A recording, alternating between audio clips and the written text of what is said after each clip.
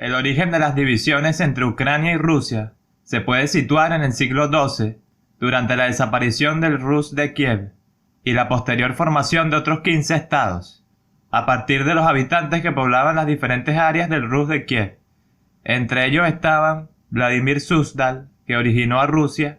y Galitzia-Volhynia, que originó a Ucrania. Ambos territorios se situaban en los extremos más alejados del Rus de Kiev, por lo que tras la desaparición de ese protoestado, recibieron influencias diferentes, lo que determinó la formación de sus etnias, sistemas políticos y económicos. Mantuvieron en común la religión, que era el cristianismo, fe a la que se había convertido el dirigente del Rus de Kiev, Vladimir el Grande, en el año 988 después de Cristo. Y en este video explicaremos cómo evolucionaron las sociedades de estos dos estados y sus diferencias culturales. La invasión por los mongoles de todo el antiguo territorio del Rus de Kiev aumentó considerablemente las diferencias entre las dos regiones originarias de Rusia y de Ucrania. Los mongoles ejercieron fuertes influencias en la política de Vladimir Suzdal, en la sociedad, la cultura y las costumbres, ya que sus autoridades colaboraron con los invasores para no ser destruidos. En cambio, en Galitzia-Volhynia, la invasión mongol encontró gran resistencia y además la lejanía geográfica impidió a los bárbaros presionar de la misma manera que lo hicieron sobre el territorio de Vladimir Suzdal. Estos hechos propiciaron que Galitzia y Vladimir Suzdal tuvieran relaciones culturales, económicas y políticas con vecinos muy diferentes. Galitzia pasó a formar parte de Europa del Este junto a Bohemia, Hungría y Polonia e incluso Austria, mientras que Vladimir Suzdal se integró en un ambiente económico y político con las tribus mongolas y las de orígenes finés-úgrico como vecinas. Desde el punto de vista político, incorporaron la estructura imperial de los mongoles y formaron parte de una nueva civilización que surgió en torno al río Volga. Estas orientaciones políticas, junto a las características geográficas de cada área, fueron moldeando el pensamiento de los habitantes de cada zona, lo que influyó de manera decisiva en cada estado. Vladimir Suzdal, situado en los alrededores del actual Moscú, tenía un suelo pobre y un clima extremo, hecho que obligó a sus habitantes a reunirse en comunidades para trabajar y obtener mayores beneficios. Sin embargo, el hecho decisivo para que una parte de los habitantes de Galitzia-Volhynia comenzara a entrar de forma decisiva en la civilización occidental y otra parte en la eslavo-ortodoxa de Vladimir Suzdal fue la invasión del territorio de Galitzia-Volhynia por parte de Polonia y Lituania en 1340. En un principio, ambos respetaron las costumbres y culturas de Galitzia-Volhynia, hasta que en 1569 se firmó la Unión de Lublin, por el que Polonia pasó a dominar todo el territorio. La presión polaca sobre los habitantes de Galitzia-Volhynia aumentó considerablemente prohibiéndoles numerosas costumbres e incluso tratando de impedirles practicar su religión. Ante este escenario, los nobles de Galitzia-Volhynia cedieron y aceptaron, especialmente para mantener su estatus de privilegio y porque fue la única salida que encontraron ante la total catolización, de manera que se convirtieron al catolicismo y reconocieron la autoridad del Papa, aunque mantuvieron el rito ortodoxo, hecho que se conoce como la Unión de Brest en 1596. Los campesinos de Galitzia-Volhynia rechazaron en cambio el acuerdo porque implicó la dominación de la nobleza polaca, que les impuso operosos trabajos, altos impuestos y presiones para que abrazasen el catolicismo. Ante este escenario, muchos huyeron de su territorio y se instalaron en el sur de Ucrania, donde fundaron el SIG de Zaporizhia. El número de habitantes de este lugar aumentó exponencialmente en pocos años, ganando una destacada importancia política y militar, llegando incluso a atacar a Polonia y controlar Kiev y otras zonas del centro de la actual Ucrania, significando esto el triunfo de los cosacos. Una rebelión en 1648 les llevó a fundar un estado, el Hetmanate, y a declarar su independencia respecto a Polonia, que sin embargo continuó atacando este nuevo estado, que ante la presión no tuvo otro recurso que pedir protección a Rusia. Moscú y el Hetmanate firmaron en 1654 el Acuerdo de Pereyaslav, que supuso el inicio de su integración en el Imperio zarista. La religión fue una de las principales razones por las que Rusia aceptó la defensa del Hetmanate. el patriarca de la Iglesia Ortodoxa, Nikon, influyó en el zar para que aceptara la propuesta del Hetmanate, porque pensó que este movimiento implicaría la unión de los estados ortodoxos de Moldavia y Valaquia, y por el temor ante el avance del catolicismo hacia el este, que se había demostrado en la unión de Brest. Durante la segunda mitad del siglo XVII, Polonia y Rusia estuvieron en guerra por el control del Hetmanate y de Galitzia-Volhynia, hasta que en 1686 firmaron un acuerdo por el que Kiev y Zaporizhia pasaron a dominio ruso y Galitzia-Volhynia quedaba bajo el poder de Polonia. Si las primeras diferencias entre las dos civilizaciones existentes actualmente en Ucrania surgieron con la desaparición del Rus de Kiev y el nacimiento de dos de sus regiones como territorios dominantes, esas diferencias comenzaron a confirmarse con la separación de los habitantes de Galitzia-Volhynia en dos territorios, Polonia y el Imperio zarista. Progresivamente, los habitantes de cada uno empezaron a asimilar una nueva cultura, costumbres y formas de vida. El Imperio zarista comenzó a reducir lentamente la autonomía del Hetmanate y a integrarlo en sus estructuras sociales, políticas y económicas, con cambios en la administración, la educación, en leyes y con la llegada de numerosos emigrantes procedentes de otras zonas del imperio.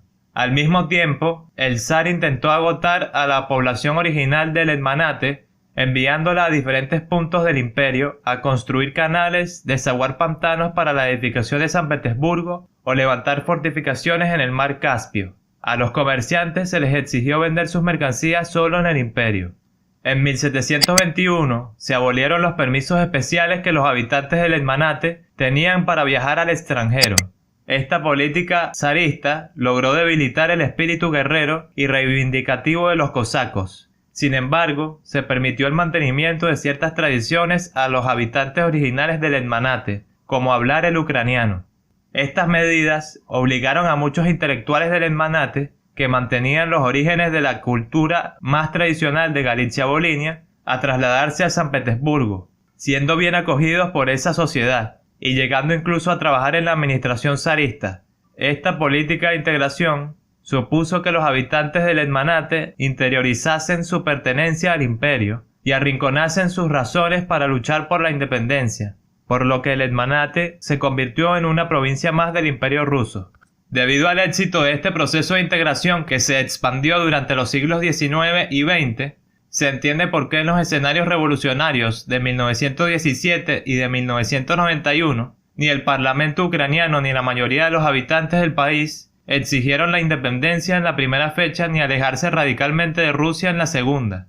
Se identificaban con la sociedad del imperio zarista, su cultura, tradiciones, practicaban la misma religión, aunque había intelectuales y numerosos campesinos que no olvidaban tradiciones originales del Hetmanate, que en periodos concretos de la historia, como por ejemplo durante la primera mitad del siglo XIX, florecían, pero era una reivindicación de tipo cultural y que exigía ciertos niveles de autonomía política, aunque en ningún caso de independencia, incluso a pesar de la intensificación de la política de integración del imperio zarista, que desde finales del siglo XIX buscó la unificación cultural de todo el imperio, sobre todo tras el despertar de las naciones en esa época, razón por la que especialmente los zares Alejandro III y Nicolás II temieron que las declaraciones de independencia alcanzaran también a las regiones de su imperio. Los habitantes de Galitzia-Volhynia que quedaron bajo el dominio de Polonia tuvieron un destino diferente al de quienes huyeron de esa región y fundaron el Hetmanate,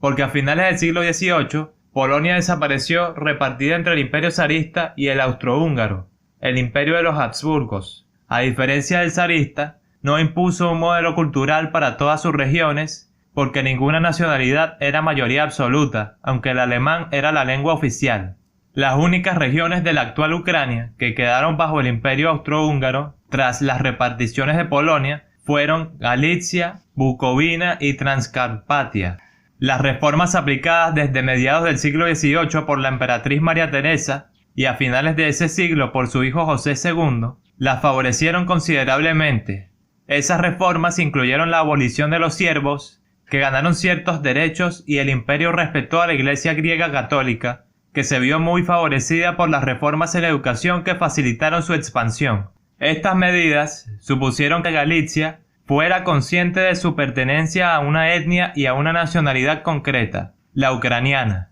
Estas características de los ucranianos, que fueron parte del Imperio Austrohúngaro, se acrecentaron durante el siglo XIX e incluso durante la primera mitad del siglo XX. Las revoluciones de 1848, que afectaron de lleno al Imperio de los Habsburgos, al reclamar muchos de los pueblos que los componían, aumentaron entre los habitantes de Galitzia su sensación de pertenencia a una comunidad diferente y para los intelectuales de esta región supusieron la oportunidad de definirse formalmente como una nacionalidad diferente y establecer sus propias instituciones nacionales. En estos acontecimientos fue la primera vez en la historia moderna que los ucranianos tuvieron la oportunidad de presentarse como nación. Este largo periodo de bonanza nacional de Galitzia finalizó en la Primera Guerra Mundial, ya que su territorio fue invadido por el Imperio zarista y aunque durante un periodo breve fue suficiente para demostrar que su objetivo era finalizar con todo atisbo de diferenciación entre esta región de cultura ucraniana y el resto del territorio de Ucrania que desde hacía siglos pertenecía al zar. Se atacó a la Iglesia griega católica, los periódicos, instituciones culturales y asociaciones políticas. Durante la Segunda Guerra Mundial, la Unión Soviética invadió la región de Galitzia y la de Bucovina del Norte. Era la primera vez desde el siglo XVII que todos los territorios ucranianos estaban unidos bajo la misma entidad política. Este hecho, unos años después del conflicto bélico, supuso que por primera vez en Ucrania existieran tradiciones e ideas políticas y económicas diferentes y que apareciera dentro de las entonces repúblicas soviéticas una fractura civilizacional. La anexión de Galicia y de Bucovina del Norte por Stalin y la política soviética agresiva hacia estos dos nuevos territorios produjo la aparición de un nacionalismo violento y el comienzo de la fusión progresiva de Ucrania occidental en la oriental, que sin embargo no se completó.